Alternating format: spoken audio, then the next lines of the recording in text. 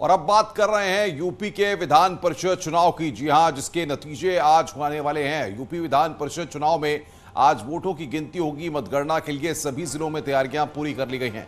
सुबह 8 बजे काउंटिंग शुरू होगी। इसके लिए काउंटिंग सेंटर पर सुरक्षा के कड़े इंतजाम किए गए हैं।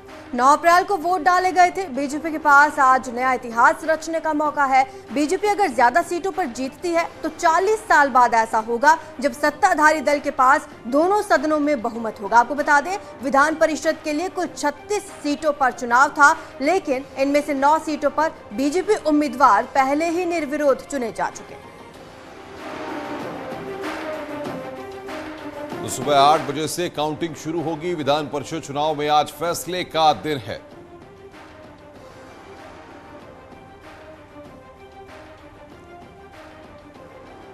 और बातचीत करने के लिए इस वक्त हमारे साथ आजमगढ़ से अभिषेक हमारे संवाददाता जुड़ रहे हैं। अभिषेक, आज रिजल्ट सामने आना है, किस तरीके से वोटों की गिनती का काम शुरू होगा और क्या तैयारियां वहां पर आप देख रहे हैं? निश्चित तौर पे अनुपम, आपको बताना चाहेंगे आजमगढ़ में आज एमएलसी चुनाव का गिनती होना है, जिसको लेकर जिला प्रशासन पूरी तैयारी कर ली है। अब से कुछ देर में बेलैसा स्थित एफसीआई गोदाम में गिनती शुरू होगी। आपको बताना चाहेंगे आजमगढ़ के इतिहास में पहली बार ऐसा होने जा रहा है जहां अपने ही गढ़ में समाजवादी पार्टी रेस से पूरी तरीके से बाहर दिखाई दे रही है।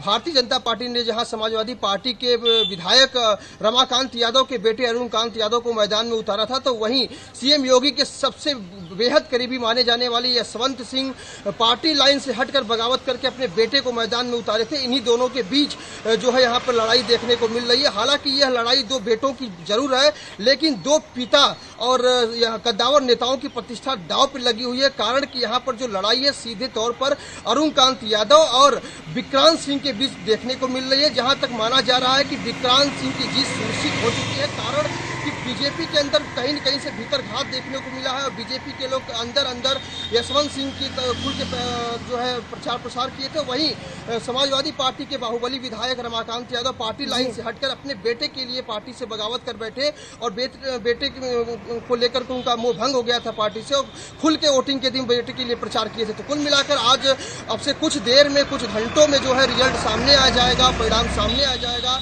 और ये परिणाम कहीं न कहीं दो पिता के राजनीतिक भविष्य से भी जुड़ा हुआ है। अगर अरुणकांत यादव को चुनाव शिकस्त झेलनी पड़ती है तो उनके पिता की राजनीतिक भविष्य खतरे में पड़ जाएगी। कारण कि वो पार्टी लाइन से हटकर बीजेपी का साथ दिए थे और अगर विक्रांत सिंह को हार झेलनी पड़ती है तो यशवंत सिंह की राजनीतिक करियर खत्म हो जाएगी। कारण कि वो उन्हें भारतीय जनता पार्टी ने 6 साल के लिए निष्कासित कर दिया। तो कुल मिला के अब से कुछ देर में रिजल्ट आने वाला है और ये घोषित कर देगा कि जीत का सेहरा किसके सिर बनने वाला है।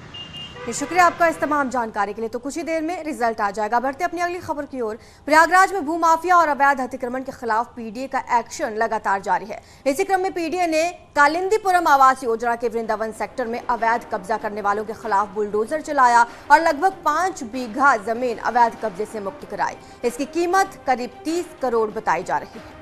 पीडीए ने चेतावनी दी है कि अगर किसी ने अथॉरिटी की जमीन पर अवैध कब्जा किया तो तुरंत खाली कर दें, वरना कानूनी कार्रवाई की जाएगी और जुर्माना भी वसूला जाएगा।